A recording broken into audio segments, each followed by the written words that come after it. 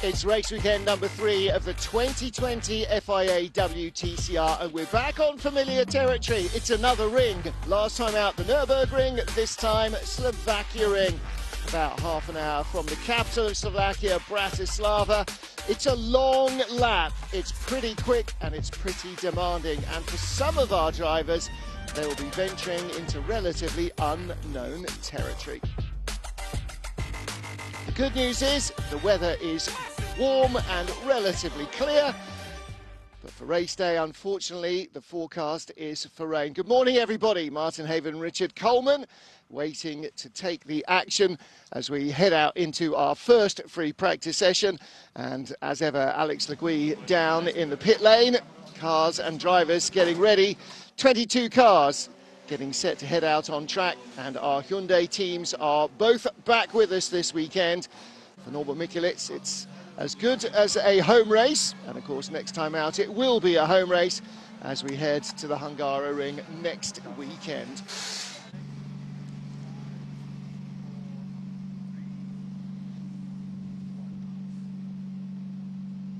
Hello everybody, good morning from the pit lane down here at the Slovakia ring. It's nice weather at the moment down here, all is good. The energy and atmosphere is very good down here. Great to have Hyundai back on track. I'm down in the Lincoln Co area right now. It's Jan Erlashe who is the top of the leaderboard with 91 points. He's 31 ahead of teammate Ted Bjork. They are rather heavy today, so it'll be interesting to see how they get on. Weather at the moment looks very nice. However, apparently there is going to be some rain for FP2, so that will make things a little bit more interesting. It's going to be a good, action-packed day. Third race weekend of the season, and Alex has yet to break out the umbrella and the wellies. She is living a charmed life.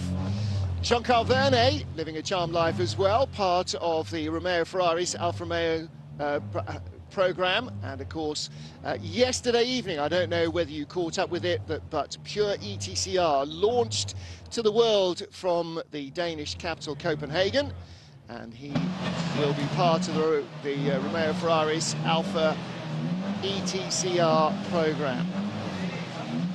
Yet to hear any electrifying news from Lincoln Co.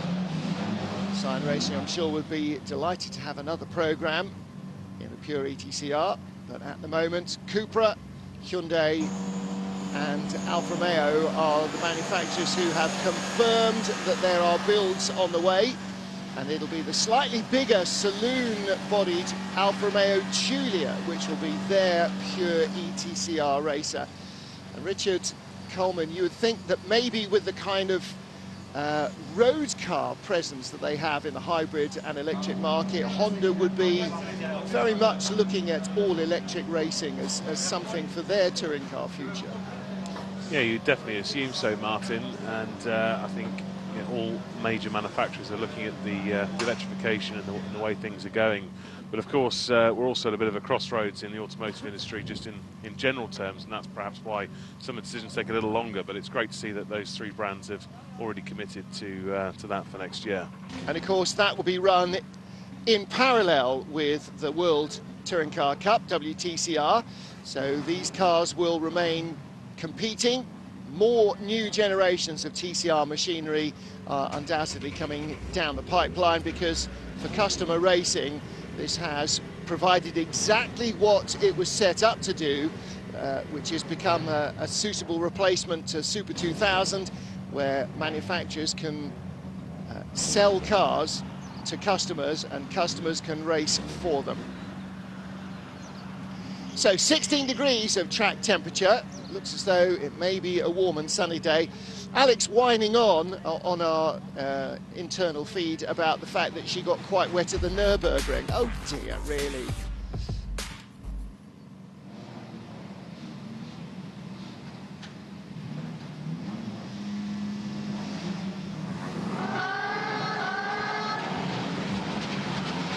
I love the pit lane hooter. The pit lane is open, the track is clear for our first free practice session, and the charge out begins. 45 minutes in free practice 1. Free practice 2 coming up this afternoon, also on our timetable as free practice 1, but that's clearly just a typo, and that will be a 30-minute session, and then qualifying later on this afternoon as well. All of those you can follow live. So almost everybody streaming out. Now, for most of the teams, most of the manufacturers, Richard, this is a track that we've raced at several times, so a track that they know well, and it's one that a number of them like. Gabriele Tarquini rates this as one of his favourite tracks.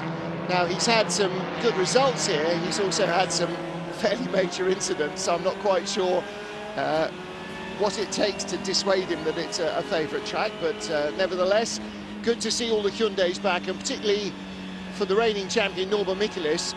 Missing the entire weekend in Germany definitely hasn't helped in terms of drivers' points. No, it certainly hasn't, and of course the only benefit they've got through missing the races in Germany are that the way that the compensation weight is calculated is that that doesn't feature, so these guys don't have to run the weight that a lot of the other cars are running, so I'm expecting them to be very competitive this weekend. And just going back to Tarquini's comments on why he likes this kind of circuit, I think it rewards old school, the older school generation of touring car drivers. It's very long, constant radius corners that reward a lot of finesse and a lot of feeling it through the fingertips. And the old hands like Tarquini and Muller, they're the guys that really have that technique down to a T, and perhaps doesn't quite reward the impatience of some of the youngsters. So I expect both of those guys to go well this weekend. Now here's our points leader, Jan Erlaché, and with two of his teammates in the top 4 in the championship standings, with Nestor Girolami in 2nd place for Honda, and then Ted Björk and Ivar Muller in 3rd and 4th places. Although Ted is tied in 2nd on points with Nestor Girolami, you can expect Jan Erlaché to be thoroughly protected by the team. Even on our 2nd race weekend at the Nordschleife, Ted Björk gave up a podium finish to give Jan more points. So it's clear that Lynk & Co had basically set the bar. Whoever's in front at the end of the 1st race weekend of 6, don't forget, not of 10 or 12, we will support them to the hilt. And it looks as though the wagons will definitely be circled for Jan Erlaché. Looking at Luca Engstler, this is the venue at which he made his wild card debut last season, and then of course went on to race in the factory team in place of Augusto Farfus in Macau last year. Farfus had a previous clashing commitment that he couldn't wriggle out of, and so Luca Engstler made his WTCR debut here last year, finished in the top 10, although he didn't score points for it because he was a non-point scoring wildcard. He's got good history here. Double pole positions for Nicky Katzberg last year as well. So it is a track that works well for the Hyundai. Hasn't got the great long straights of the Nordschleife, but it does reward a good handling car. Nestor Girolami 2nd in the championship. Ted Björk tied on points with him.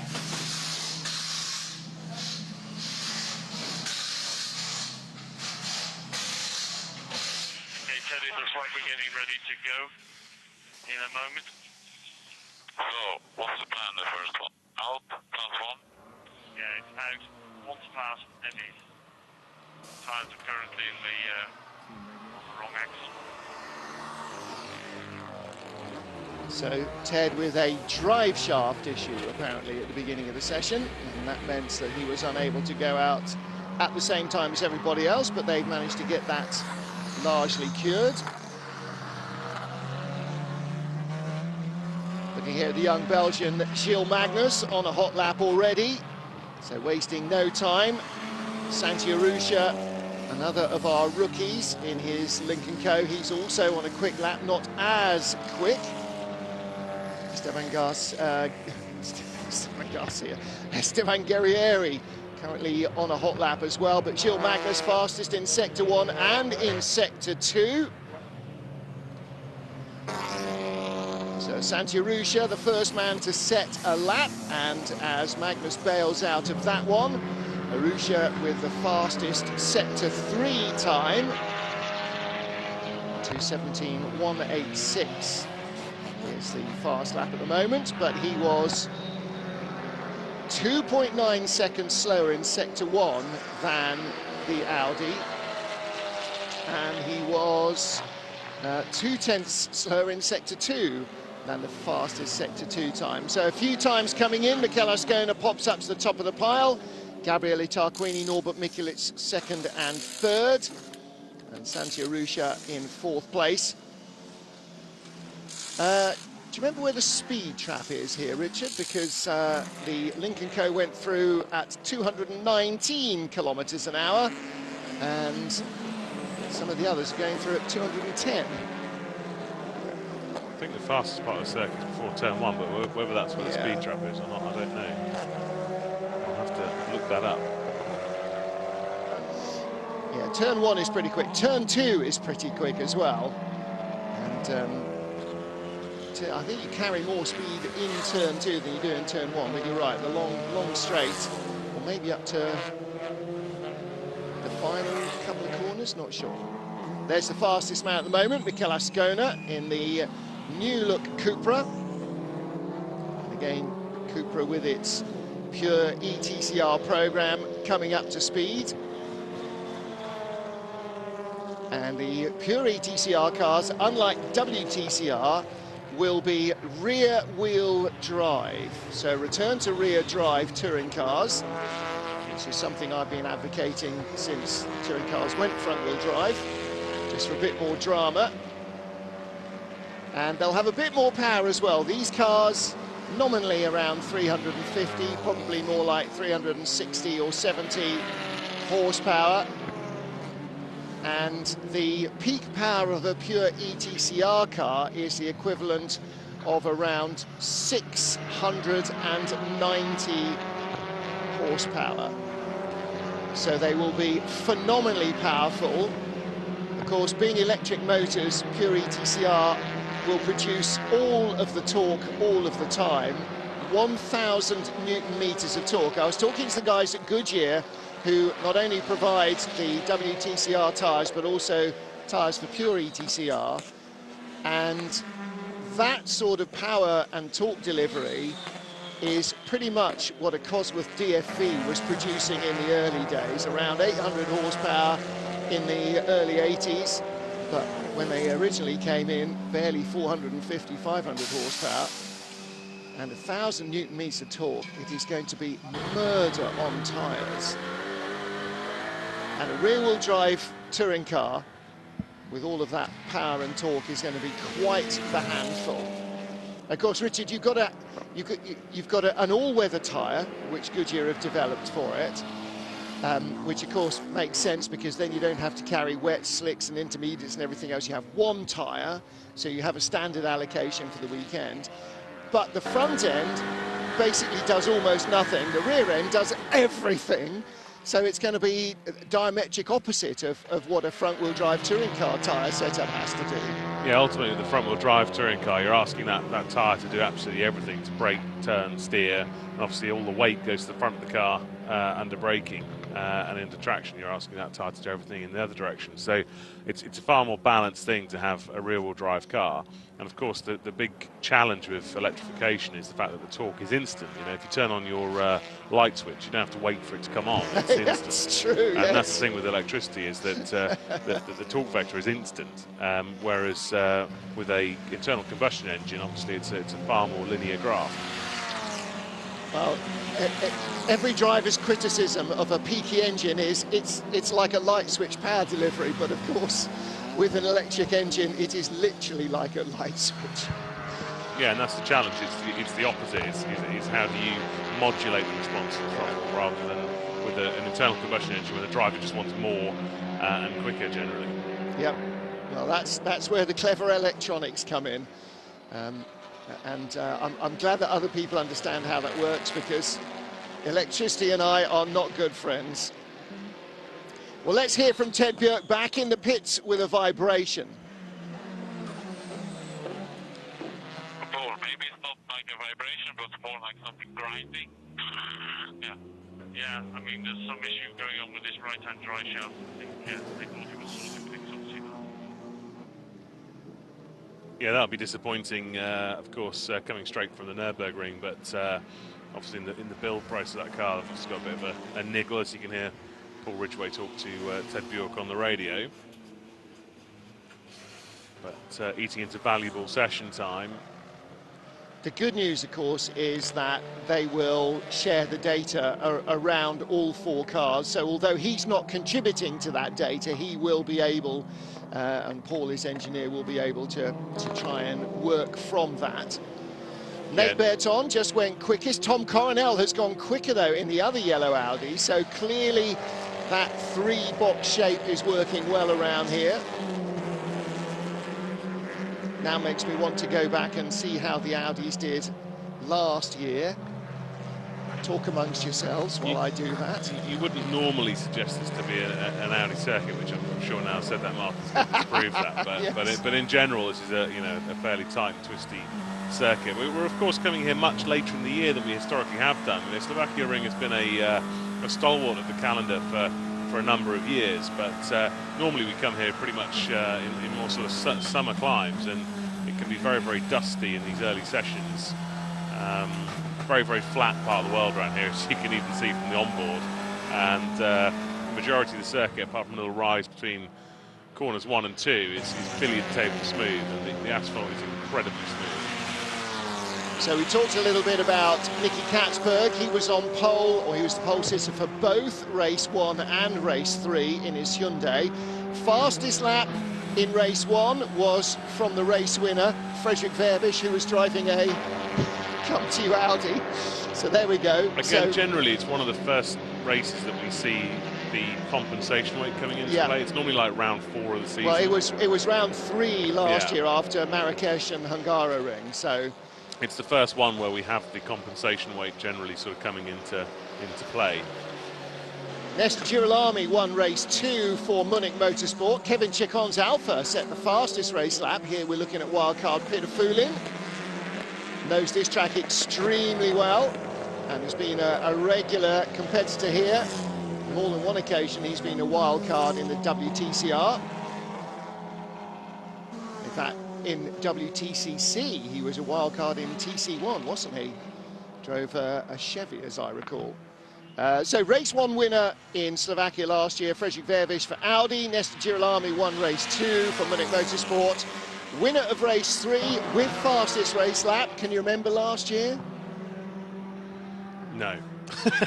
Marcin Kwa in the Alpha. Okay, yeah. I remember the Alpha was a bit of a pocket rocket here last year. Yeah, again, definitely. Sort of, all that weight just disappeared for this round, and they were suddenly very competitive. And it's the short straights here that allowed, because it's got a smaller engine, it runs a greater percentage of boost than the others. In fact, it runs more than 100% engine power, so they're allowed to overboost, and so it gets that punch, but it's not dragged back by the aerodynamics.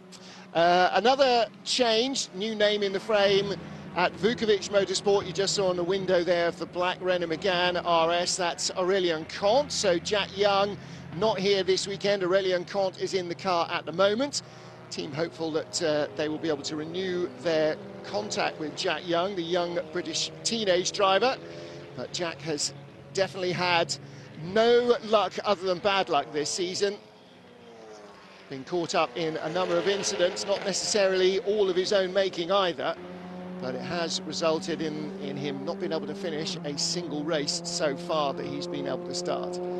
So 2 wildcard entries, or 2 non-full season entries, let's say that way. Peter Fulin, as you can see here, is currently 4th fastest, and the second Alpha of Luca Filippi is technically a race-by-race entry because he wasn't a full season entry when the entries closed.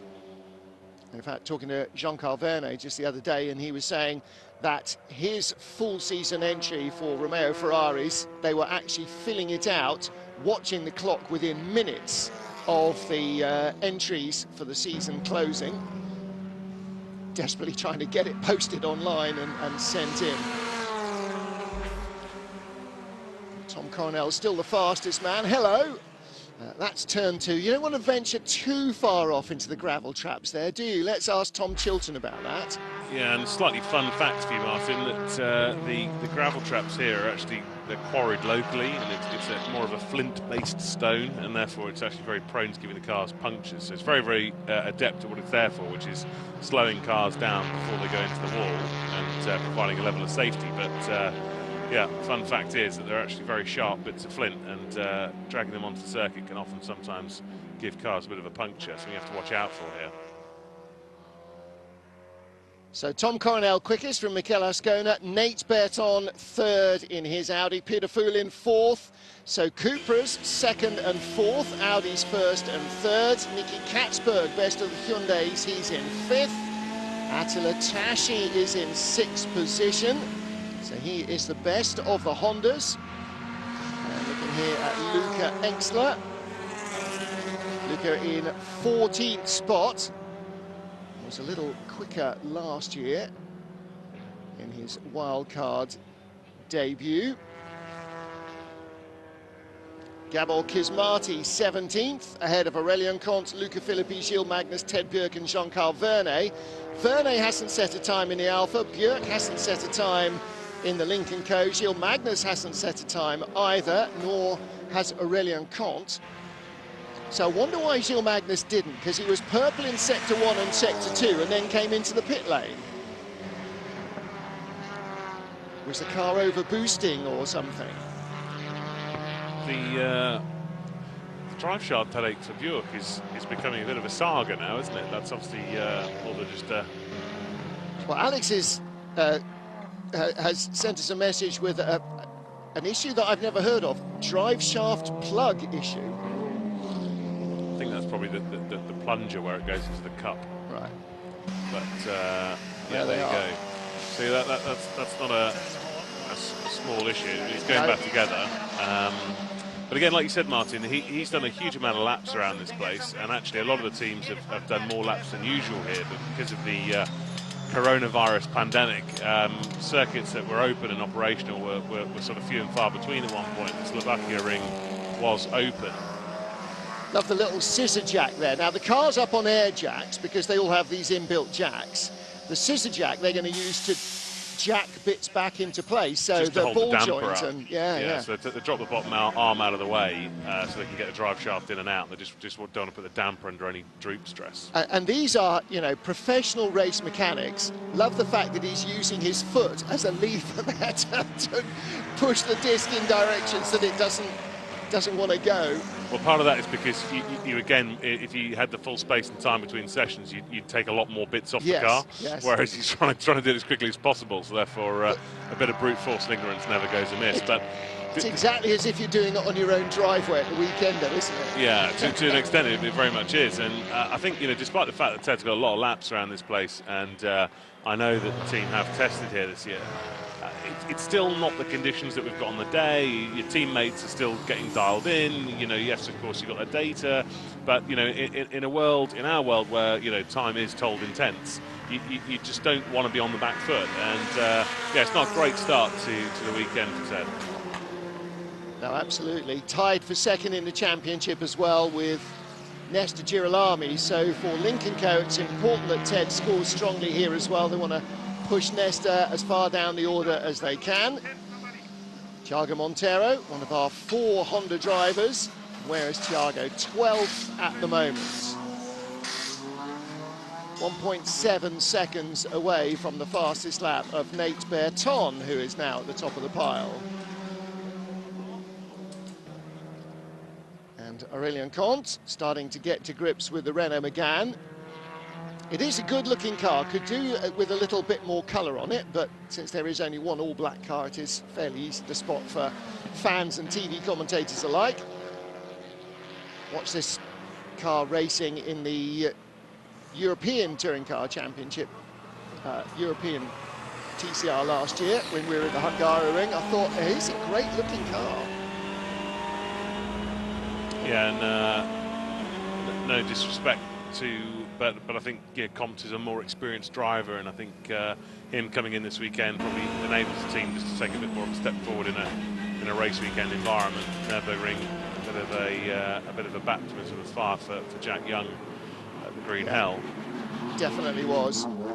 Of course, Aurelian Cott has got experience not just of racing in TCR and WTCR as well as ETCR, but he also was the development driver for Peugeot's 208. So it's that they're hoping to tap into as well, I think. His ability maybe to give some feedback from their car, but from another car as well. Santi, that's possibly as far as you're going to get into a gravel track without really having a big moment. And that's the thing with some of these constant radius corners, as the Rad takes in a load of grass, which he'll inevitably have to come in and get sorted at some point. But yes, the constant radius corners, it's a bit of a sort of a slingshot effect. You know, you sort of enter the corner at a speed and a line, and at some point, if you got that wrong, either of them, you're going to run out of road. Yeah. And you know, that's a very common thing around here. It's a bit of sort of tunnel vision, really. And especially turn 2 there, you have to be, it's a very quick corner, you have to be very committed, and wavering on the throttle, even in a front drive car, is not something you want to do. Here's Luca Filippi, you pitch it in, you come over the brow, you drop down into the turn-in for corner 2, and you have to pitch it in, and as you say, you do have to be right, otherwise you run out of road at exactly the wrong place. When you saw the discs quite blued on the front of Jean-Carl Vernet's Giulietta. There goes the brake rotor, brake disc, back on. Looks like it's held on by a fairly flimsy piece of plastic, but I'm assuming that that isn't a fairly flimsy piece of plastic at all. Just looks like something that's used as packing to hold the disc.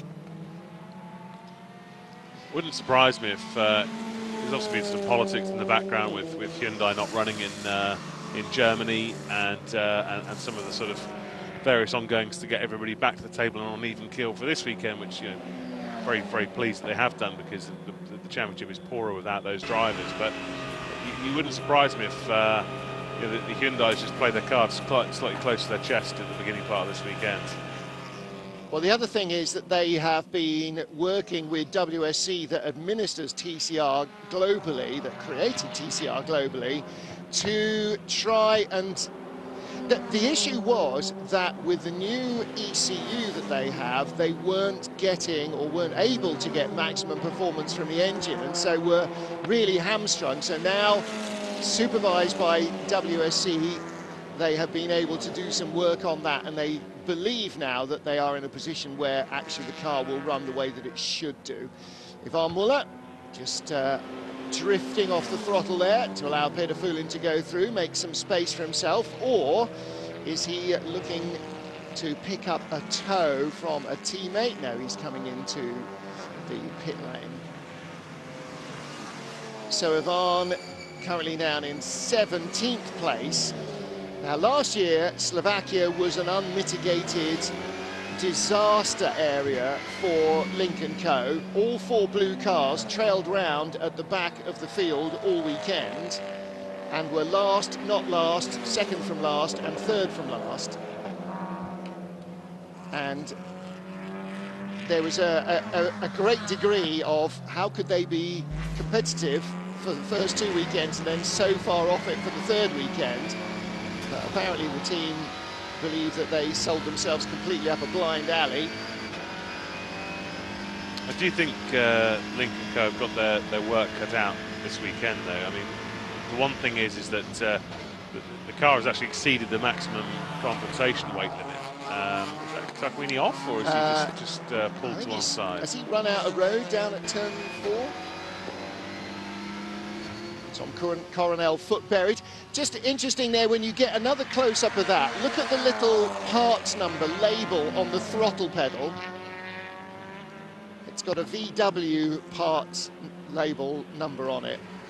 Now, the Audi, the Golf and the Cupra are all built at Seat Sport by Jaime Puig and his tiny team, in fact. He has just kind of... That's the cut through between turn 4 and turn 8, isn't it? Oh no, that's further along because it's got all the military hardware. That's out towards the final. No, that is the cut through between 3 and 8. So this is turn 2. Ah, okay. Oh! Yeah. And it's shed a few bits there, and those would appear to be probably fairly fundamental bits. So he's lost a bit in the gravel trap, but here it's that drainage channel, and it's shedding bits. I think his left rear wheel isn't attached entirely correctly anymore. Yeah, it wouldn't surprise me if he actually broke the top of the damper. Yeah. Because there's effectively like an eyelet at the top where the whole corner bolts into, and big compression like that wouldn't surprise me if he sheared something there at all. Yeah, that's the sort of thump that sees a damper coming up through the bonnet often, isn't it? Yeah. Catching up with Bence Boldich, fourth fastest at the moment. One of the support categories here this weekend is the FIA Suzuki Cup for Suzuki Swifts, and it's a one-make championship, as the name suggests. It used to be a Hungarian national series, but now it's a sort of pan-European series, and all of the young Hungarian drivers have raced in it. It was actually set up by Zoltán Zengo initially to produce a racing series that Hungarians could compete in, but Norbert Mikelic was, trying to remember now, I think the first champion. Bence Boldich definitely raced in it. Who else? Attila Tashi raced in it. So of our Hungarians, I think Gabor Kismárty also has raced in it, but as well, so too has Gilles Magnus, so too has a couple of the other drivers, I think, in the WTCR. So it's been quite a good learning ground for young drivers who want to head into touring car racing.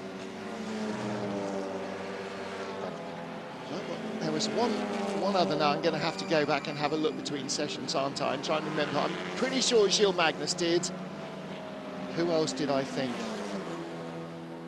Niels Langeveld, yes, correct. Thank you, Richard Rogers. Yes, that's another one. Now, obviously, Niels not racing here this season, but raced with us last year in an Audi. So I wouldn't be at all surprised if Peter Fulin hadn't done it as well. It's a very kind of Austro-Hungarian, Eastern European feel. They've raced at tracks like the Slovakia Ring, Salzburg Ring, Hungaro Ring, a couple of other Eastern European tracks as well. 2 Indy Lights champions in the field. This is bizarre. The more you go back into drivers' histories, you sort of, we've got them in our head as touring car racers. 2 Indy Lights, 2 consecutive Indy Lights champions. Jean-Carl Vernet was succeeded as the Indy Lights champion by Esteban Guerrieri. So 2 drivers in the field with a little bit more luck and the following wind at the right time could have ended up being IndyCar stars. Yeah, Esteban Guerrieri at one point was definitely on course for F1, I think. Yeah, part of the Renault driver development program. So was Jean-Carl. And then Renault kind of went, yeah, okay. In one of the periodic regroupings at Renault, that ended. And Jean-Carl Vernet, also a Red Bull young driver at one stage in his career. I tell you what, never mind the damage it's done to the car, that won't have helped Gabrielli's spine any either, will it? No, it's big compression. Attila Tashi hanging it out, bit of rally crossing. Yeah, I'm not sure that you really want to be doing that too often. Gabor Kismárty, Richard Rogers reminds me, I'm sure he's Googling this even as we're saying, he did race against Norbert Mikelic, so very early on in the history of the Suzuki Swift Cup. I wonder if there's a slightly bigger issue with Ted Bjork's car on that transmission, because I would have expected to have seen him back out by now, to be honest. Well, it's clearly not just a, they will have spare drive shaft set up, so yeah. It's not a long change to change the drive shaft itself, so I wonder if they've perhaps seen something else. Yeah, half an hour to change your drive shaft, although they were working on it, then he went out, then he came back in, so They clearly thought they had fixed it, but you're right. If they thought they had fixed it and he can still hear something mechanically grinding away, in his words, then that doesn't sound great, does it? I'm not sure. You've obviously got experience of this. How long would it take to change a box in a Chevy? A gearbox? Yeah. Half an hour, 40 minutes? Yeah, you're talking like probably 40 Yeah. minutes or so. It depends, because generally you'd probably try and change the cluster, and if you change the cluster, you're probably talking, 5-10 minutes. But if you're talking about changing the whole gearbox, you're talking probably 45 minutes. So I'm assuming that in one of these touring cars, it's not going to be that much different. Probably, so it does sound a bit like longer, something fairly because major. these are a little bit more sort of road car orientated. Yeah. Yeah, probably a little bit longer. But yeah, clearly looks to be more than just a drive shaft issue. Little flurry of cars now all coming on outlaps. Still Audi 1-2, Nate Berton ahead of Tom Coronel. Of course, Berton's already been a pole sitter this year. Team saying that it is definitely drive shaft related rather than gearbox issue. But of course that could be the output flange rather than the actual drive shaft. But yeah, well, we'll wait and see. We'll wait and see. Ivan currently 19th, and Ted Björk, having not set a time, the only man not to have set a time yet, is 22nd. So 2 of our Lincoln Co's are in the bottom 4. So as I said, it's definitely not the same as last year. Ooh, Jean-Carl Vernet having a little, oh dear, a little meander off, and Gabor Kismati. That might possibly bring the session to an end unless they can get those tyres back in place in a hurry. This is exit turn 2 again. And he changed his mind there on turn-in. Yeah, in a desperate attempt to try and keep it out of the kitty litter, he'd actually sort of overcorrected and ended up on the inside. As you say, Martin, that brings the session to a pause. And with 12 minutes on the clock, of course, this is it's actually the second on-track session of the day, but it's a relatively busy calendar. So red flags are out with 12.5 minutes remaining. It'll take us 4 or 5 minutes to move Gabor's car. Then you can see the conveyor belting there behind has come off the tyres. The tyres need moving back. So I think we might be done for this session. We'll wait and see. I never like to second guess how quickly things get done. But there won't be many minutes left. 4 or 5 drivers on outlaps as well, so dare say a couple of them might have run either new or better tyres as well, so that would have really hurt them and their tyre planning for the weekend. See very deep gravel beds here, and like I said, it's a very, without boring everybody to death about the gravel, it is a flint-based stone, and therefore it's pretty sharp.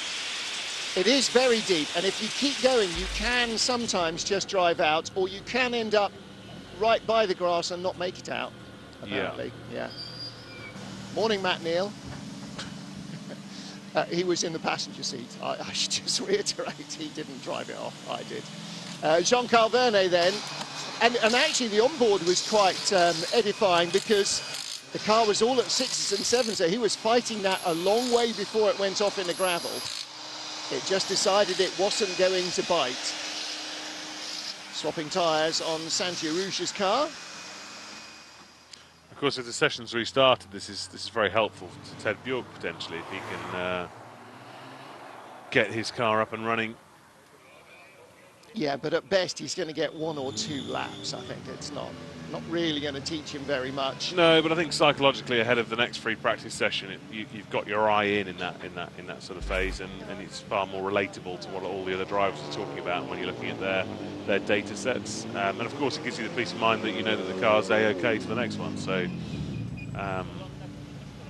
yeah, those kind of shunts there, they're the ones that can be deceiving. It doesn't look that bad, but those kind of angles are the ones that can just pop you a chassis leg or do something a bit naughty that's not a straightforward repair. Yeah, that right front corner is going to be a worry. And as for Gabriele, well, he won't know what bits came flying off.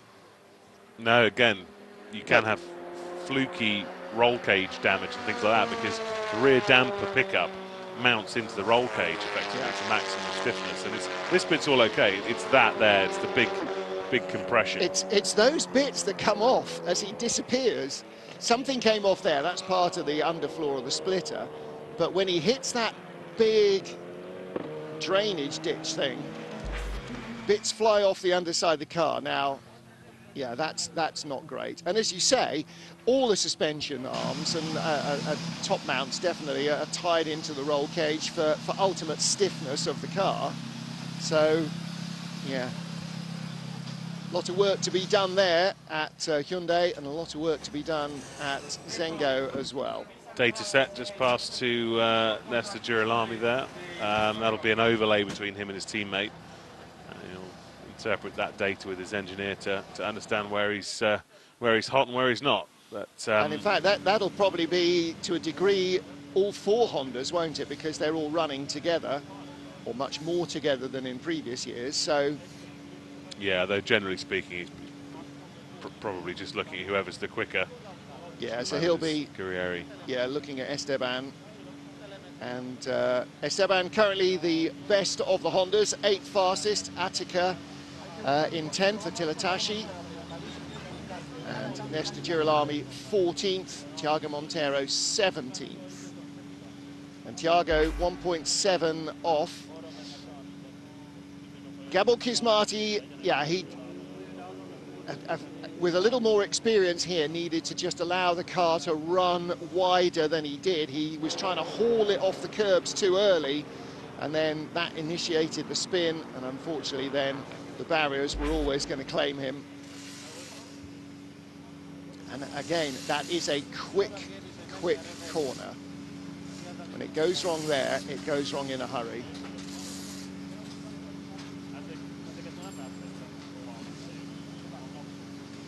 So Thiago again, looking at the traces, that'll be his versus Tashi. Thiago hasn't had a quick lap since very early in the session.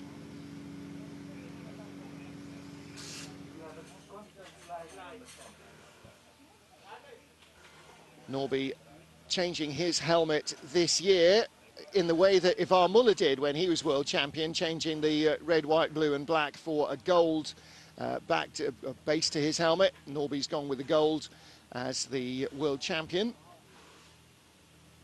It's been a bit of a classic world champions title defence. Can't remember too many times when a world champions team have withdrawn from a race weekend.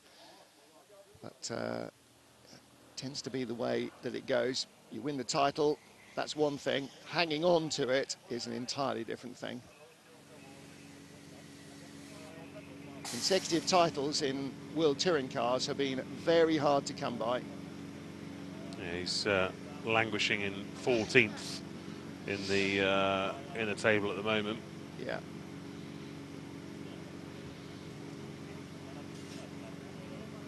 So Ivan, we changed the front tires, and I will decrease rear right camber by 2 steps. Are you agree? White or here? Do you mean here like that, or only white or sure, no problem? Yes, only one side.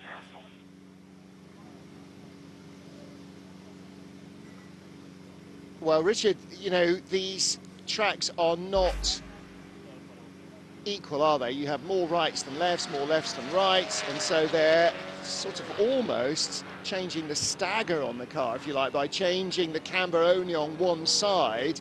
Clearly it's turning one way with more alacrity than Ivan wants, or not quite as much alacrity as he wants. Yeah, generally here being a clockwise circuit, the outfield is the faster section, and yeah, he probably wants a bit more rotation in the car in the slower speed stuff. So yeah, just making a change to the rear camber, but of course the balance of the car is going to change with better front tyres on as well. So yeah. Ivan's probably looking for a little bit more rotation in the slow speed, and would like to keep the stability he's got in the high speed. And one of the things about this car is it is long, it is wide, it's wider than any of the others, and that gives it more stability as a road car, which is devoutly to be wished, but as a racing car you want it to do things you want it to do rather than the things that it wants to do. So Making it move around a little bit more is definitely part of the remit. Well, next up is due to be the Suzuki Swift Cup, and that's due to come out on track at 11, so in 20 minutes. So we have got time to get this done and still get the cars rescued. It's taking rather longer to recover Gabor Kismati's Cupra than I thought it might.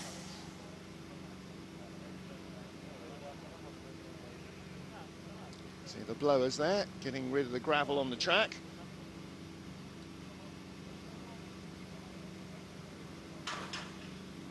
But there is enough leeway between the sessions that if we rock on with it now, we will get our session done without interrupting too much. That fluid could well be from Gabrielli's car as well. Yeah. It's hard to know if the, Yeah. if the bed of the Who's truck been was on it dry or not. first, But exactly. obviously all the radiator cowling and everything's in that front bumper section. Yeah. And quite often We're taking a good hit on the chin, won't it, here? Bosh. Yeah. Oh, dear. Somebody needs to have a look at that little drainage thing and get it levelled up a bit, because that is not a good place to be going off. So Gabrielli looks physically okay. She might be a little stiff getting out of bed in the morning, because that definitely compresses the spine a bit. How's your Italian? Yeah, no, mine too. Not good enough. Difficile. Mine too. Difficile. Just about ordered dinner, that's it.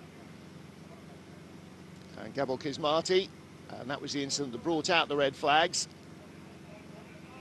And unfortunately, I don't think that car will be doing anything until at least free practice 2. That's at 1:45 Central European Summertime this afternoon. So 12:45 British Summertime, 11:45 GMT. Wherever you are, you can convert that into your local time zone. So some work to do for Hyundai. Let's hear from Gabriele Tarquini. He's with Alex Legui. Oh dear, Gabby, that's not what you were hoping for in free practice 1. Talk us through what happened there. Looks rather low grip. Yeah, I mean, I was probably too optimistic on corner 2. I never tried this track with these tires, and probably for the cold temperature, I mean, I lost the front grip and I went wide, and I know that in this gravel trap can be very dangerous if you span in. So I tried to survive, to stay right, but the speed was too high for the gravel, I mean, and I hit the end of the gravel. I tried to fly a little bit, but fortunately, I mean, the car has some damage. I didn't switch on. I tried to switch on the engine, but I was not sure that the engine was okay. So for safety reason, I try to stay there and wait for the end of the session. Do you know exactly what the damage is to the car? It's the front splitter, probably oil radiator, and rear suspension. And how about your back? No, it's okay. My back is okay. Good. Yeah, car more easily repaired than driver is always the case. So luckily, Gabriele not feeling any ill effects there. Yeah, all the coolers Dear. are in that sort of floor section at the front of the car there. Everything's on the deck, so if you have anything pushing up, as you can see here, all the ducting at the front, and behind that ducting is where the oil cooler sits. Like that sort of those sausage-based things there that you can see. It's quite an interesting look at the front of the Yeah, great view, isn't it? So yeah, below that front crash structure, you see those sausages there, Martin? That's the oil cooler. Yeah. And they detach very easily. They're all aluminium. They're all quite brittle, and obviously, you know, nothing's designed for an impact from underneath. No, exactly right. Car, so. Yeah. Or indeed any impact at all. So here we go, session back underway, 12.5 minutes, and a scramble out on track.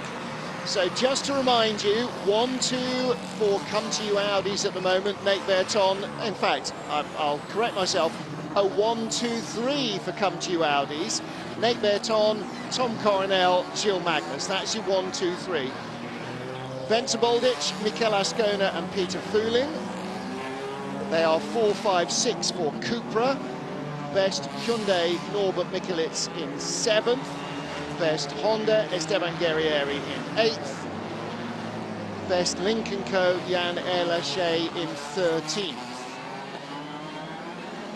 Now last year the cynics were saying that Lincoln Co didn't really try here so that they wouldn't gain even more weight. They're currently running maximum ballast, but because the maximum ballast plus the ballast from balance of performance would take them over a safe maximum weight in the car, they're up to the safe maximum weight plus a 10 mil increase in ride height. Now, 10 mil doesn't sound like an awful lot in the real life, Richard, but you get to a position where ride height suddenly becomes really, really critical in a car.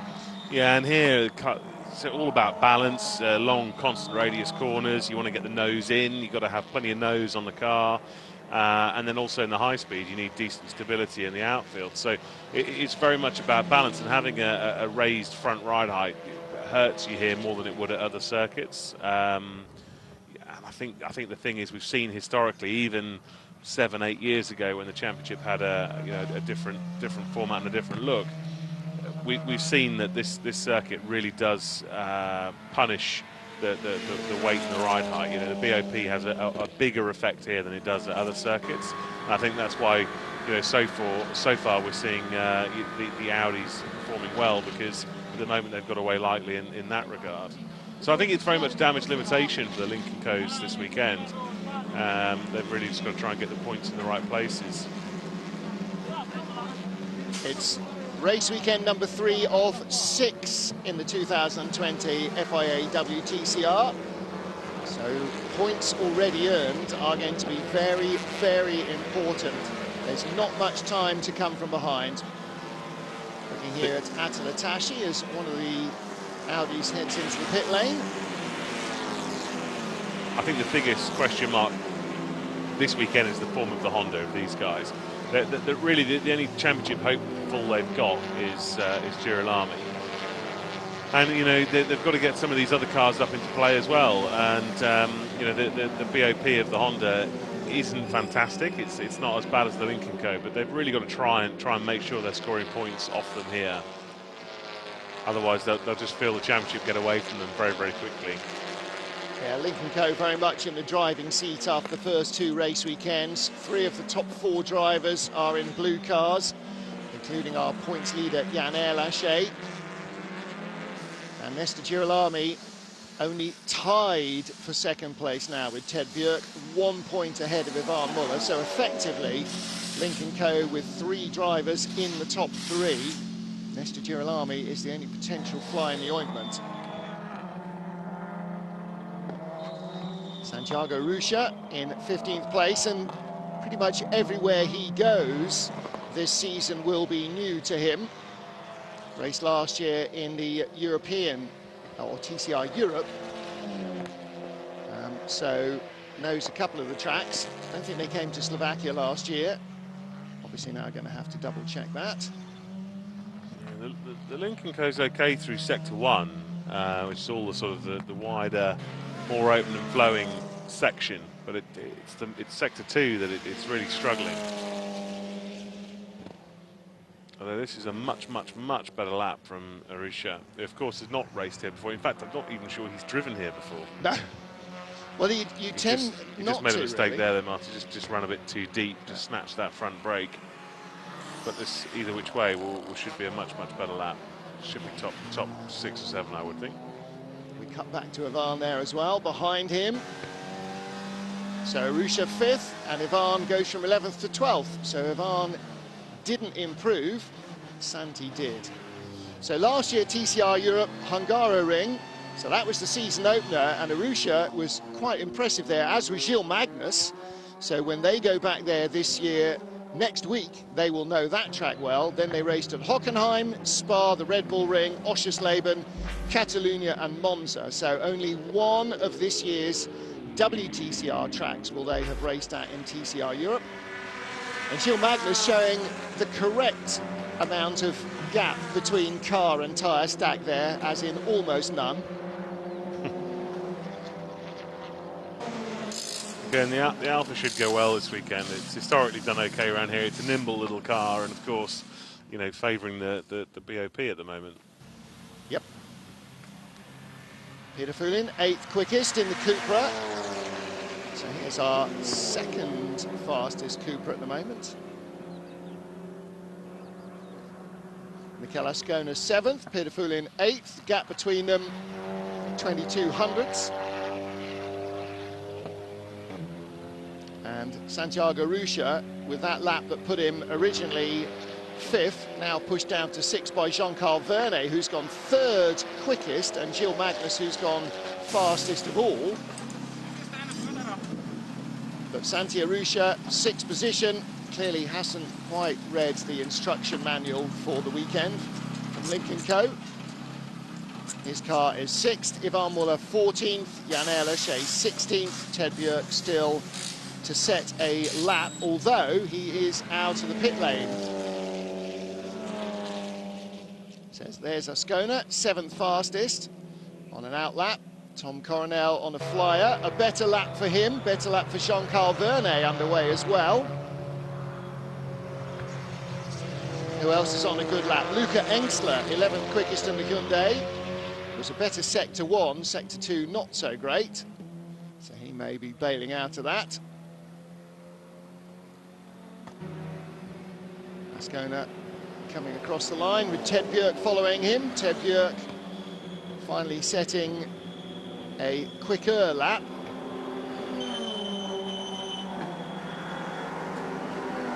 Great onboard shot there.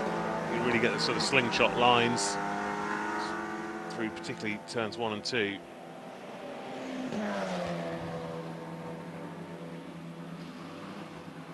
Here's Tom Coronel, down to 4th fastest, purple Sector 2, green Sector 1. Is this enough to go top of the pile? It certainly is. And the margin, 59 thousandths of a second ahead of teammate Gilles Magnus. And Nate Berton is 3rd quickest, so 16 hundredths of a second cover the 3 Audis, and they are 1, 2, 3. Jean-Carl Vernet, 4th place, 89 thousandths behind. Well, Ascona, is he on target? Yeah, purple Sector 1, the first sub-40-second Sector 1, 39.9 in Sector 1. Sector 2, the fastest split is 1:03.3. It's a long, long sector, Sector 2. Goes basically from the entry to corner 3 to the bridge coming down towards corner 13.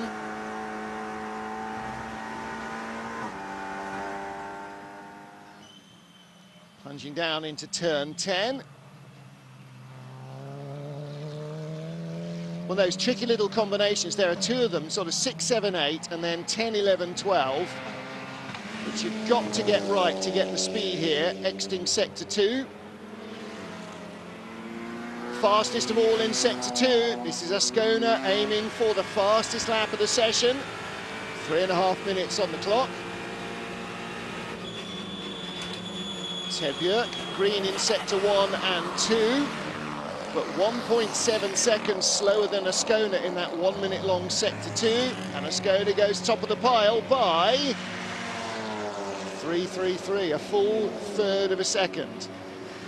That's as exact as we get. Ted Björk improves his time, but is still 3.2 seconds off.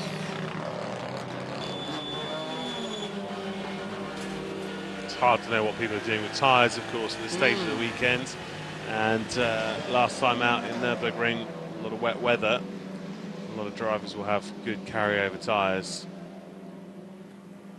I definitely wouldn't want to say that I would be 3 seconds off, because there's not a slightest chance, but that's a long way away. Ted Björk 5 thousandths slower than Gabor Kismarti's best lap. Aurélien Comte in the Renault 2.8 seconds off. His quickest lap, a 2-minute 12.8. Fastest lap from Mikel Ascona, 2-minute 10.0.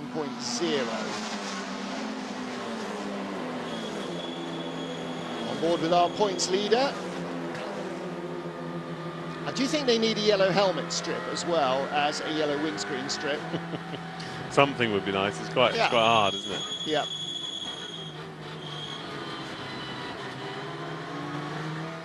Lachey, I think, really has come of age this year. Just slightly see some of the sort of slightly rougher edges knocked off him, and he's a far more complete package this year. And I also feel he just has that political support within the team as a result of that. You know, those two things are correlated, and yeah, very much. I think the title favourite for Lincoln Co. Unless this man can get himself into contention, he had a pretty solid weekend in the Nürburgring. Could have been slightly better. Not quite as good as his teammate Guerrieri, but he needs to maximise every session, and he really does need to try and get more points than Lincoln Co this weekend before going into the next round in Hungary. Qualifying is going to be very important for that, because in Q1 we will set the grid for race 1 of 3 this weekend. This is the first triple race weekend. So there are points in Q1, 5, 4, 3, 2, 1, as well as in Q3. So Q1, very important to set a good time, because it doesn't just decide the top 12 that go through into Q2, it also sets the entire grid for race 1. All 3 races on Sunday. So it's quite a high-pressure weekend for these guys. All 3 Hondas there streaming down in line astern. And the best of the Hondas is still Esteban Guerrieri. He's now only 12th, Attila Tashi 13th, Nestor Girolami 17th, Thiago Montero 19th. The Hondas need a lot more pace, or the championship is just going to escape them here in Slovakia. And of course, you know, in the middle of all this is now a very, very competitive Hyundai quartet. Yep. Although, it's actually, at the moment... Oh, right. Now the Hondas have just popped up to 6th, 7th and 8th. Girolami, Guerrieri and Tashi with that little bit of towing. Thiago Montero up to 12th. And Nicky Katzberg double pole sitter ahead of Luca Engsley. You can see that everybody's now working on slipstreaming, Richard. Yeah, and I think everyone's running slightly better rubber at the end of this session. And I think, you know, it's things beyond their control. But what Honda need to happen is they need to be very competitive. And the cars that have got away lightly with the BOP, the Alfa and the Audis, they need to be racing those guys for the victories. Meanwhile, you've then got a quartet of Hyundais and then a Lincoln Co. Rabble that's struggling for performance this weekend, and that way you can really catch up in the points in one weekend. Yeah. But they do need a weekend like that, and there's a lot of things that they can't control in that, but what they can control is maximising every session and making sure they're in the best possible position to capitalise. Now, of course, for Hyundai, because they didn't compete in Germany, there is no change to their balance of performance this weekend. There will be for Hungary, because this will be their 3rd race weekend. There's the fastest man in the session then, Mikel Ascona. And I'm sure he will be very thoroughly involved with Cupra and their pure ETCR program. Young Spaniard, very highly thought of within Seat Sport. Of course, Seat's competition brand Cupra, or it's a sports brand Cupra, is their flagship for WTCR and pure ETCR. So session finishes. What time is it, Mickey? It's a couple of minutes to the hour, 1 minute to the hour.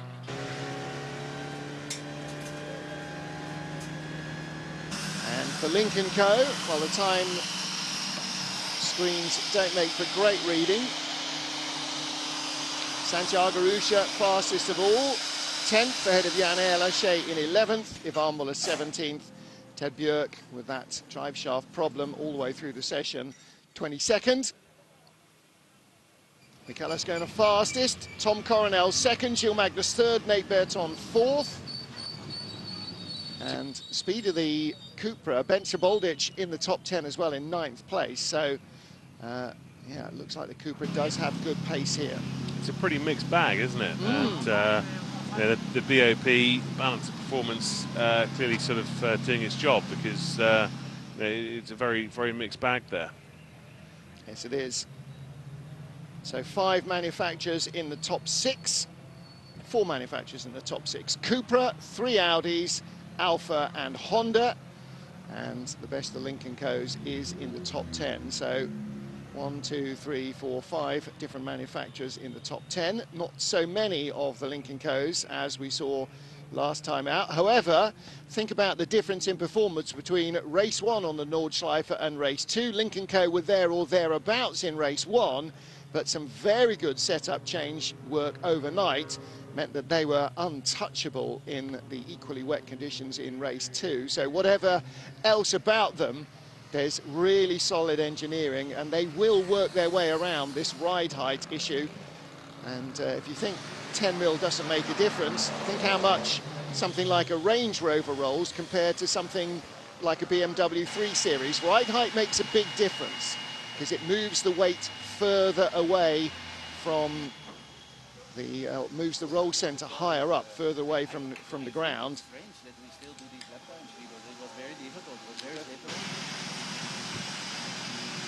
Tom Coronel surprised at how they're managing to keep their pace alive.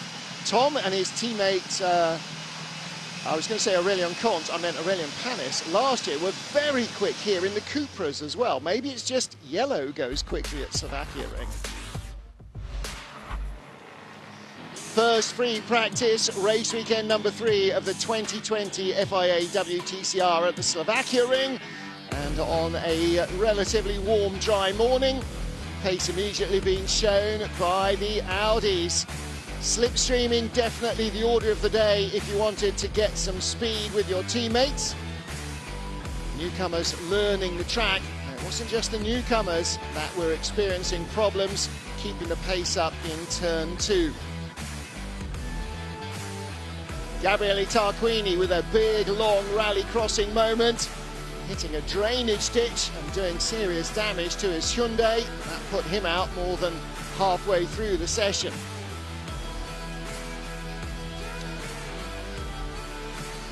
As Cupra, Audi and Honda battled for supremacy, Gil Magnus got his name in the frame. That's Latashi trying a bit of rally crossing as well. As Tarquini examined the damage to his car, more was to come for Gabor Kismati, bailing out in turn 2, tagging the tyre wall, damaging his car and triggering a 20-minute red flag session. Session got back underway with a dozen minutes to go. Again, the Audi's very strong. Tom Coronel ending up on top of the pile until an absolute barnstorming lap from Mikel Ascona put him fastest of all. Lincoln Co struggled here last year, seem to be struggling here again this year. We'll have to wait and see how they progress in free practice 2, and that comes up live at 13:45 Central European, 11:45 GMT. We'll see you then.